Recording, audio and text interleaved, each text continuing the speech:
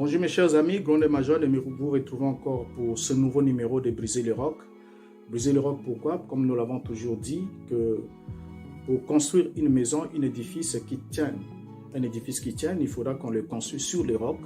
Et pour briser le roc, on ne peut pas le prendre dans l'état massif, là où il se trouve au niveau des chaînes de montagne ou des chaînes rocaillées, mais il faudra le mietter, le briser afin de le rendre malléable, afin de pouvoir le transporter et l'emmener sur les lieux où nous voulons réellement édifier, afin de construire une maison sur des fondements solides et non sur le sable mouvant qui peut être rasé par n'importe quelle intempérie. Donc ici, nous allons aborder un nouveau numéro de Briser le Roc. Et ce nouveau numéro, nous allons parler sur la connaissance du jour et de l'heure de l'avènement du Fils de l'homme. Pourquoi est-ce que nous voulons parler de la connaissance du jour et de l'heure de l'avènement du Fils de l'homme?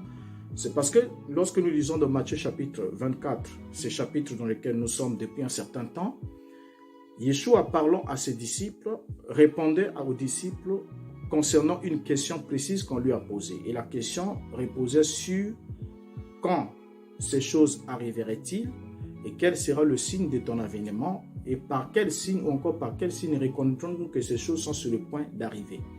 Alors, lorsque Yeshua parle, il prend la parole, il a apporté beaucoup d'éléments descriptifs, mais lorsqu'il arrive au verset 36 de Matthieu chapitre 24 au verset 36, il dit « Pour ce qui est du jour et de l'heure, personne ne le sait, ni les anges des cieux, ni le Fils, mais le Père seul. » Et nous savons ensemble avec vous que le jour, tout comme l'heure, sont des unités de mesure de temps.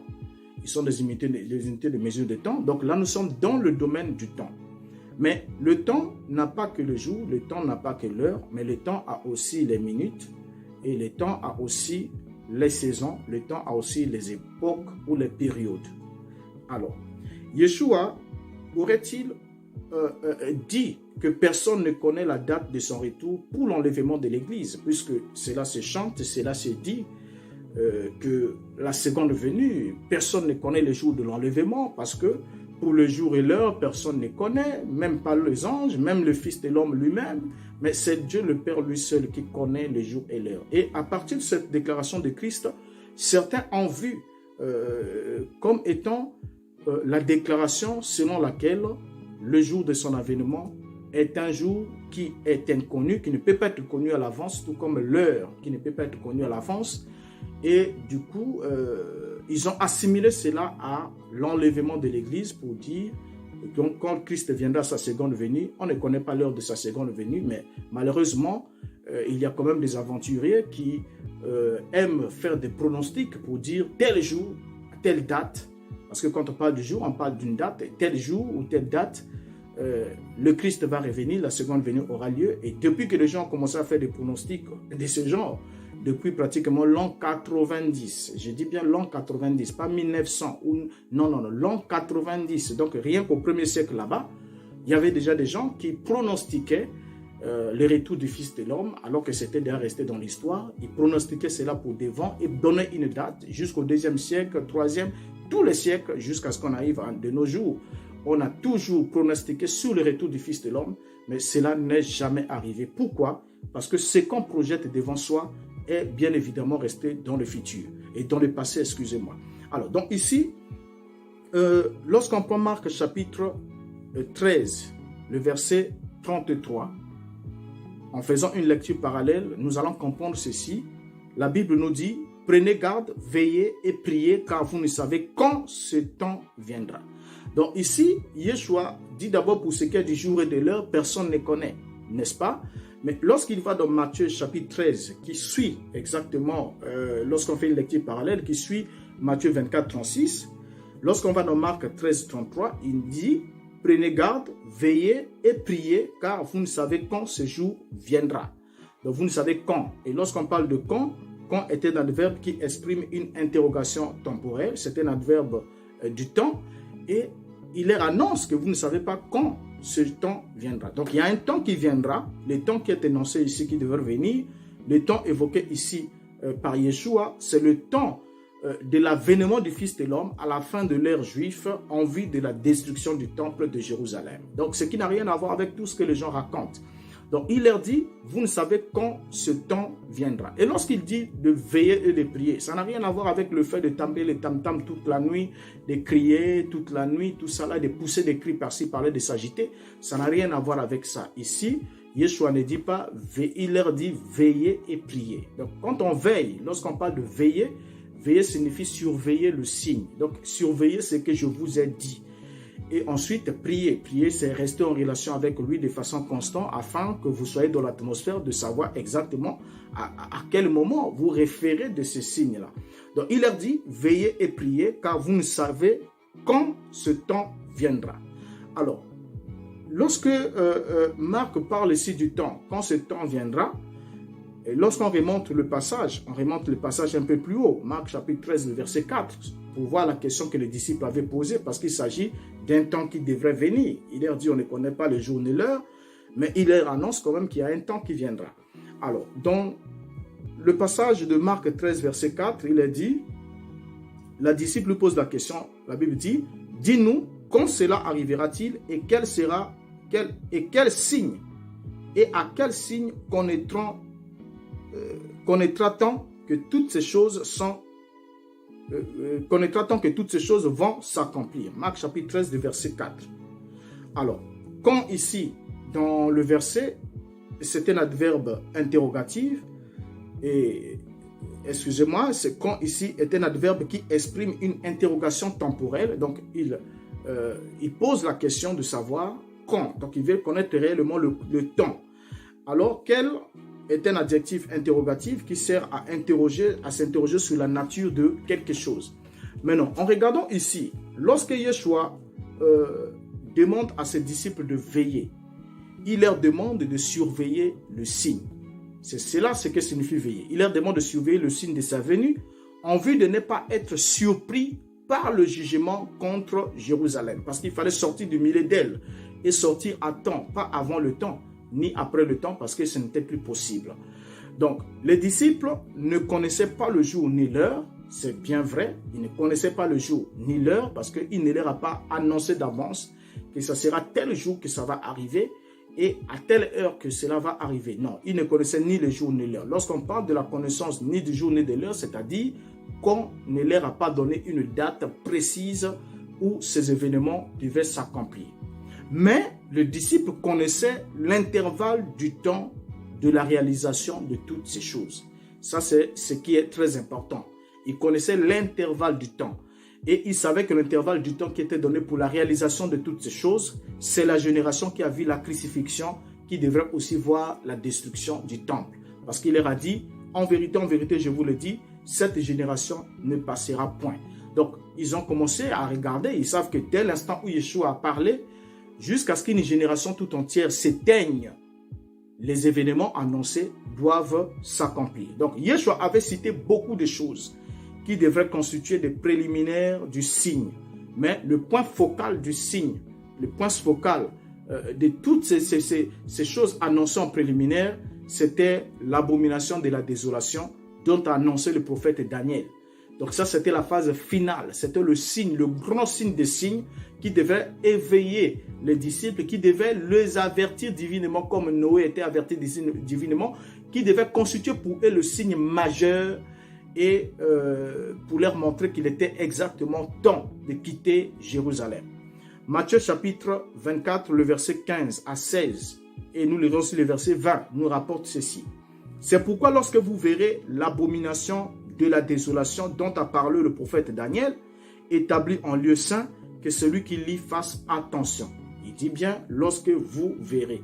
Lorsqu'il dit vous verrez, il n'a pas dit lorsque les gens verront, mais lorsque vous verrez. Et vous ici, c'est un pronom personnel, il s'adresse, on comprend bien dans quel contexte il est en train de parler, il s'adresse à un auditoire, et cet auditoire est constitué de ses disciples.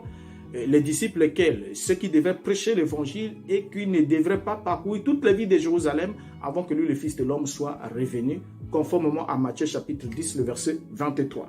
Donc ici, il leur dit, c'est pourquoi lorsque vous verrez l'abomination de la désolation dont a parlé le prophète Daniel, établi en lieu saint, que celui qui lit fasse attention. Alors que ceux qui seront en Judée fuient dans les montagnes. Donc ici, le salut, vous voyez, quand il leur parle, il leur montre que lorsque vous verrez l'abomination de la désolation dont a parlé le prophète Daniel établi dans le lieu saint, la conséquence logique c'est laquelle? Qu'est-ce que vous devez faire aussitôt après avoir vu cela? Il dit, alors que ceux qui seront en Judée fuient dans les montagnes. Donc on comprend que la prophétie ici circoncit l'événement dans un cadre géographique bien précis, et c'est la Judée. Et nous sommes là en Judée. Dans le verset 20, il dit, priez pour que votre fuite n'arrive pas en hiver, ni un jour de Shabbat. Pourquoi en hiver? Parce que tout était enneigé et c'était compliqué, ça devait être compliqué. Et prier, le jour de Shabbat, les portes étaient fermées par les juifs extrémistes, les zélotes et tout.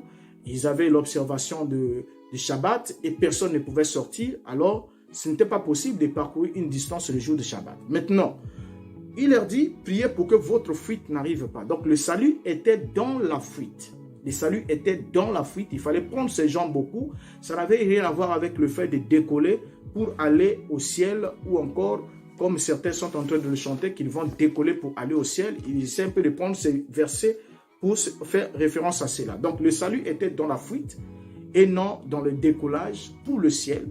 Mais il fallait quitter Jérusalem pour échapper au jugement. Exactement ce qui est annoncé sur l'Apocalypse chapitre 18. Sortez du milieu d'elle, mon peuple, ainsi de suite. Donc, le lieu saint ici, puisque c'est l'abomination de la désolation qui serait établie dans le lieu saint, qui était le signe catalyseur ou déterminant de l'approche de la désolation de Jérusalem ou de sa destruction lors de l'avènement du Fils de l'homme, conformément à sa parole promise. Alors, le lieu saint ici ne se limite pas exclusivement à désigner le deuxième parvis du temple. Parce que le deuxième parvis du temple, comme vous le savez, il y avait le parvis extérieur, il y avait le lieu saint et il y avait le lieu très saint.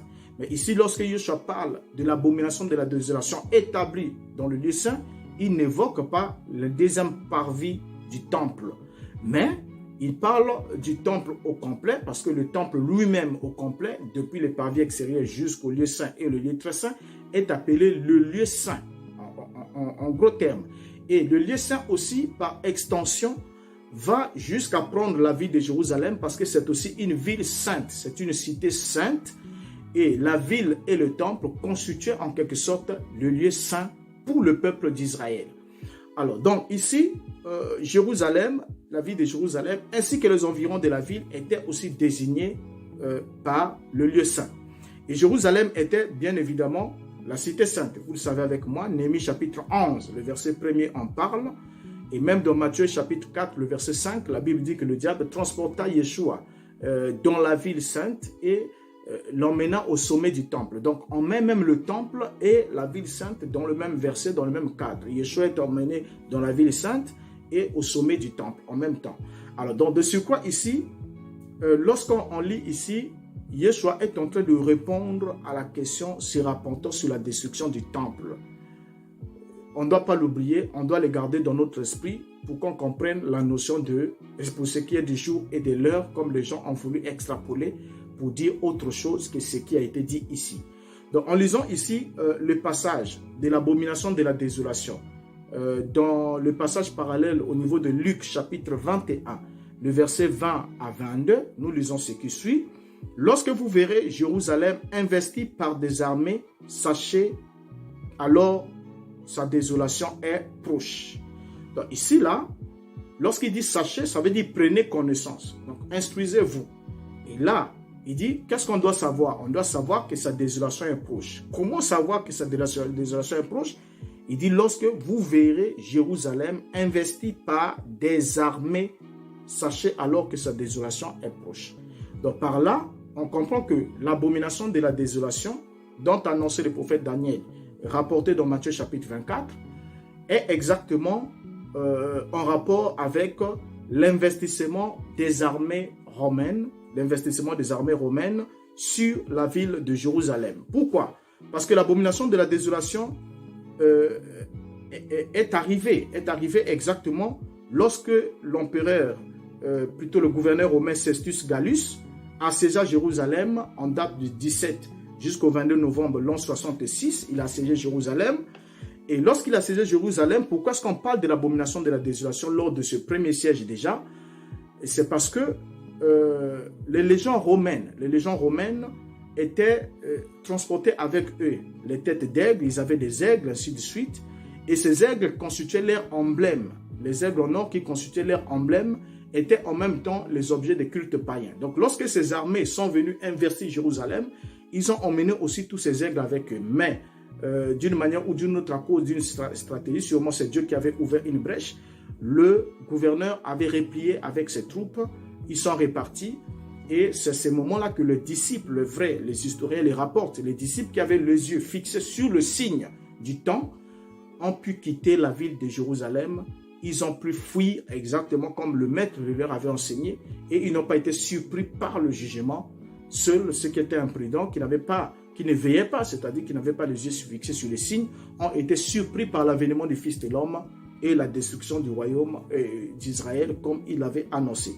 Alors, donc l'aigle qui était transporté, ou encore les aigles qui faisaient partie des emblèmes de l'armée romaine, étaient désignés en quelque sorte comme étant même les véritables divinités des légions, même Tacite en parle. Et ensuite, il y a eu le premier siège de Jérusalem qui n'avait pas trop duré. Et ensuite, il y a eu aussi le second siège en l'an 70. Et en l'an 70, lors du second siège, c'est là que les Romains plantèrent leurs aigles sur les décombres fumantes du temple. Même l'historien Joseph Flavius rapporte cela dans la guerre des Juifs, que les Romains ont planté leurs têtes d'aigle, leurs aigles, sur les décombres fumantes du temple. Et ensuite, ils ont commencé à offrir des sacrifices à leurs divinités, qui étaient des aigles. Et en même temps, par la même occasion, ils ont proclamé le général Titus, qui n'était que général, ils l'ont proclamé empereur. Et ils lui ont rendu un culte impérial là, dans le lieu où se trouvait le temple. Donc, c'est ça qui avait emmené le comble à l'abomination de la désolation. Donc, ce qui était annoncé ici par le Christ était réellement arrivé et réellement accompli au premier siècle de notre ère. Là, nous sommes pratiquement en l'an 70. Donc, le Christ annonçant aux disciples, il leur dit, lorsque vous verrez Jérusalem investie par des armées, sachez que sa désolation est proche. Et c'est pour cela qu'il y a un verset dans Matthieu chapitre 24 qui dit, là où sera le corps, là s'assembleront les aigles. Or, lorsqu'on parle des aigles, l'aigle c'est un oiseau de proie. Et certains ont pris cela pour dire, écoutez, là où sera le corps, là s'assembleront les aigles. Ça veut dire que là où sera la parole de la saison, là s'assembleront les aigles des enfants de Dieu. Or, quand vous prenez le livre de Lévitique, vous allez vous rendre compte avec moi que l'aigle est placé à la tête des oiseaux impurs, à la tête des oiseaux impurs. Et il n'est pas en référence, des saints enfants de Dieu. Ça ne se trouve dans aucun verset dans la Bible que Dieu puisse référer ses enfants aux aigles. Mais les aigles abordés ici ou mentionnés par le Christ dans Matthieu chapitre 24 ne sont rien d'autre que les légions romaines qui étaient venues comme des oiseaux de proie pour dévorer Israël, pour détruire les Juifs. C'est exactement la même chose que Adonai a fait lorsqu'il a détruit Jérusalem. Par la main de Nebuchadnezzar, il a dit, j'ai appelé un oiseau de proie. Et cet oiseau de proie, c'était un aigle, c'était Babylone. Et Babylone est venu dévorer ou déchirer, détruire complètement Jérusalem. Et c'est la même chose qui est décrite aussi dans l'Apocalypse, que la chair de ces hommes sera livrée aux oiseaux de proie. Et quand on parle des oiseaux de proie, ici on parle des légions. Et parmi ces légions, il y a Rome qui avait comme emblème l'aigle. Et ils avaient des aigles en or, ainsi de suite. Et sur leur bannière, ainsi de suite, les aigles étaient là. Or, l'aigle, c'était l'oiseau abominable. Vous allez lire cela dans le livre de Lévitique, que l'aigle fait partie de la tête. Il est pratiquement en tête des oiseaux impurs. Et il n'a rien à voir comme référence de sainteté pour un enfant de Dieu. Donc ici, en regardant, lorsqu'il dit sa désolation est proche. Donc la désolation de Jérusalem est proche. À cause de quoi? Lorsqu'on verra l'abomination de la désolation, c'est-à-dire l'abomination qui amène la désolation, établie dans le lieu saint, quelle est l'attitude à tenir?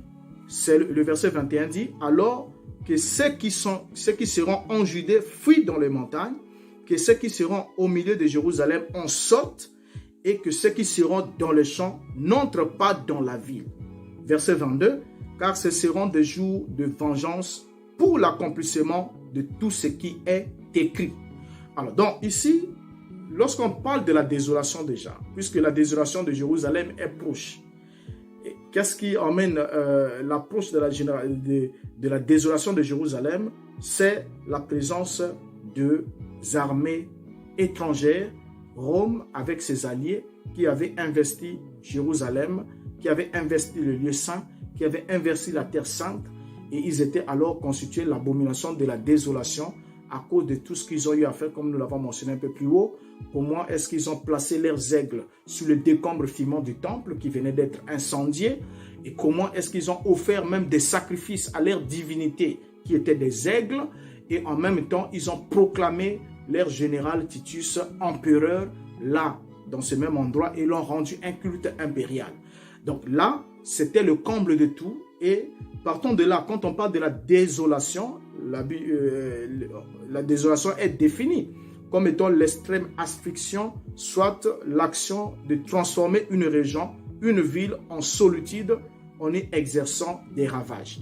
Donc en parlant ici, la désolation qui s'approche, c'est l'investissement des armées. Maintenant, quand le disciple regarde, vous voyez, vous allez vous rendre compte avec moi, l'heure ne leur a pas été donnée, il ne leur a donné ni l'heure, ni le jour, mais il leur a donné l'intervalle du temps de la réalisation de ces choses avec les préliminaires du signe et le signe majeur pour connaître qu'il est exactement temps. Parce que dans la question, c'était quand est-ce que cela devrait se faire. Donc le signe majeur qui devait constituer le temps, qui devait leur indiquer que le temps est arrivé pour que ces choses s'accomplissent, c'était l'investissement de Jérusalem par des armées étrangères. Et sa désolation est réellement arrivée. Cela s'est accompli en l'an 70 de notre ère. Alors donc, c'est par ignorance, soit par incrédulité, que vous avez toujours affirmé et vous avez laissé que les gens vous affirment, ou vous avez laissé entendre que le Christ aurait dit que personne ne connaît le jour ni l'heure de sa seconde venue. Donc, il viendra dans le futur. Et lorsque vous le dites, vous projetez cette venue dans le futur. Mais alors que cela fait déjà partie de l'histoire. Alors, si vous êtes parmi ceux qui ont eu à confesser cette foi, bien évidemment, avant de prendre connaissance des détails de la parole et de l'histoire à ce sujet, vous devez comprendre ensemble avec moi que il n'y a pas de mal à être ignorant. Il n'y a pas de mal à être ignorant. Pourquoi? Parce que déjà, nous ne connaissons qu'en partie, et selon dans la mesure que Dieu voudra nous faire connaître, voudra nous éclairer. Mais une fois que nous sommes dans l'ignorance, il n'y a pas de mal à cela. Mais lorsque la lumière vient, il n'est plus possible que nous demeurons dans l'ignorance. Parce qu'une ignorance qui persiste, ou une position ignorante qui persiste après la venue de la lumière, est une démonstration de l'incrédulité. Cela montre que l'on ne croit pas, et si la lumière ne peut pas vous ouvrir les yeux pour que vous voyez le chemin, c'est-à-dire que vous tâtonnez dans le noir, vous tâtonnez dans un bâtiment hermétiquement fermé, vous êtes dans l'obscurité, c'est normal que vous tâtonnez, c'est normal que vous trébuchez à cause de l'obscurité. Vous êtes circonstanciellement aveugle. Pourquoi? Parce qu'il y a l'absence de la lumière. Mais une fois que la lumière est allumée et que vous continuez à tâtonner sous l'effet de la lumière ou sous l'éclairage de la lumière, alors c'est une évidence que vous n'êtes pas un aveugle circonstanciel, mais vous êtes un aveugle irréversible. Donc votre cas est un aveuglement organique et cela devient compliqué. Et c'est la même chose ici. On doit comprendre ensemble lorsque vous trouvez quelqu'un qui vous dit « Écoutez, un jour, soyez prêts, préparez-vous, un jour, Jésus viendra. Nous ne savons pas le jour, nous ne savons pas l'heure, mais il faut seulement être prêt parce que ça sera brusque, on ne connaît pas le jour, on ne connaît pas l'heure. » Alors, quand vous entendez quelqu'un vous parler ainsi, comprenez que vous êtes devant un aveugle spirituel, vous êtes devant quelqu'un qui est égaré et qui égare les autres, comme la Bible dit, ceux qui conduisent ces peuples les égarent, et ceux qui se laissent conduire aussi s'égarent, se perdent. Donc là, vous devez comprendre que vous êtes en danger parce que vous avez devant vous quelqu'un qui ne sait pas là où il va, quelqu'un qui ne sait pas ce qu'il dit, quelqu'un qui ne maîtrise pas les choses qu'il est en train de dire. Donc tout cela, ce qu'on projette dans le futur fait déjà partie d'un passé lointain depuis le 1er siècle. Et une fois qu'on saura sélectionner ce qui fait partie du passé, on aura alors la possibilité aussi ensemble avec vous toujours ici de voir où est-ce que nous en sommes maintenant à la lumière des Écritures, et à quoi est-ce que devons-nous nous attendre? Parce que la grande question reste celle-là. Une fois qu'on aurait lié l'ivraie complètement, et ensuite, on doit dire exactement où est-ce que nous nous en trouvons. Mais avant qu'on arrive à dire où est-ce que nous nous trouvons présentement, nous devons d'abord être assez courageux ensemble avec vous de sortir d'abord des dogmes, parce qu'on doit sortir des dogmes, comme on doit sortir de l'Égypte avant d'entrer dans la terre de Canaan. On doit sortir d'abord des dogmes avant d'entrer dans la vérité. Donc, on ne peut pas apporter la vérité à quelqu'un qui est encore dans le dogme. Ce sera jeter les perles devant le pourceau, ce qui ne lui ferait pas du tout du bien. Donc, voilà ce que j'avais à apporter sur cette question, sur le jour et l'heure. Donc, comme Yeshua l'a dit, personne ne connaît pour ce qui est du jour et de l'heure, personne ne connaît, qui sont les éléments du temps. Mais Yeshua a donné l'intervalle du temps, et l'intervalle du temps, c'était la génération qui a vu sa crucifixion, verrait aussi son avènement, verrait aussi sa seconde venue. Donc ça c'est clair et c'est ce qu'il a exactement accompli, parce qu'on ne peut pas faire de lui un menteur, parce que ce qu'il devrait faire, regardez avec moi, il y a des gens qui disent mais s'il est venu, mais il est où ou comment? Ça, on y arrivera. Et nous l'avons déjà dit dans une autre vidéo que la venue n'était pas une venue corporelle, mais c'était une manifestation de la puissance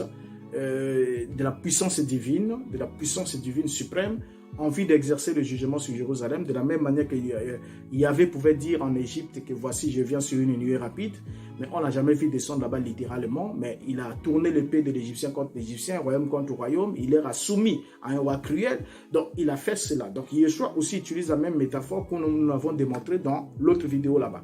Donc ici, on comprend ensemble alors avec vous qu'il est impératif, il est vraiment impératif qu'on se réveille, qu'on prenne le temps de se réveiller et qu'on n'accepte pas qu'on nous ingurgite les dogmes, mais qu'on prenne maintenant le temps. Si on a toujours pris le temps de ne jamais, de faire aveuglément confiance à ceux qui nous parlent, soi-disant de Dieu, mais il est grand temps de faire comme le disciple de Bérée, de s'asseoir un instant vous-même, de prendre quand même un peu de temps de vous asseoir, d'examiner les Écritures pour voir si ce que l'on vous dit est exact. Parce que votre vie, votre éternité en dépend, votre avenir le plus profond, le plus intime, le plus sincère et éternel en dépend entièrement. Et alors, donc voilà ce que j'avais à partager avec vous, que vous comprenez que cette notion de « on ne connaît pas le jour ni l'heure » est une notion qui fait partie du passé et qui n'a rien à voir avec nous, absolument rien à voir avec nous. Et ne laissez pas quelqu'un vous suer les oreilles en vous racontant des histoires qui sont déjà passées et en voulant le projeter dans le futur alors que cela fait partie du passé. Alors, jusqu'à ce qu'on se retrouve pour la prochaine émission, toujours sur la même chaîne Briser les Rocs. Si vous n'êtes pas encore abonné, ne manquez pas de le faire et partagez aussi le lien de la vidéo aux autres que vous souhaiterez qu'ils partagent aussi avec vous et qu'ils discutent ensemble avec vous. Et moi aussi, de mon côté, je suis toujours prêt à écouter vos suggestions, à écouter vos remarques, à répondre à vos questions dans la mesure du possible. Comme je l'ai toujours dit, je ne sais pas tout, mais je connais dans la mesure de ce que Dieu m'a permis de connaître et c'est des choses que je connais que je dois parler. Et ensemble avec vous, alors, nous donnons rendez-vous pour un autre numéro dans 48 heures qui sera mis en ligne dans 48 heures. Et jusqu'à là, portez-vous bien et je ne peux que vous dire au revoir. Je sais que ça éclaire, je sais que quand c'est trop éblouissant, ça peut aussi aveugler, mais ma prière est que Dieu continue à nous instruire ensemble, continue à nous édifier, continue à nous éclairer pour que nous prenions conscience surtout des temps dans lesquels nous sommes, des temps qui sont très trompeurs, le temps où vraiment la séduction est très grande, tellement grande, au-delà même de ce qu'on peut penser. Alors jusqu'à ce qu'on se retrouve à la prochaine émission, je vous dis au revoir et je vous souhaite un bon temps et vous remercie du temps que vous avez accordé pour me suivre. Alors, je vous aime de tout mon cœur, comme vous m'aimez sûrement aussi, et je vous dis au revoir. Merci.